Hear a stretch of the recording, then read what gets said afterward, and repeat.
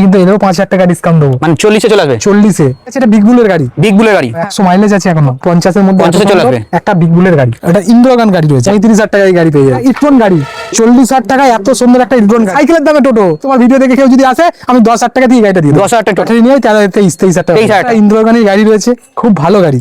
এখনো সিট সব নতুন রয়েছে, সব নতুন লাগানো আছে, টায়ারটাও খুব ভালো কন্ডিশন আছে। 45,000 কন্ডিশনও খুব ভালো। দাম কি জানো?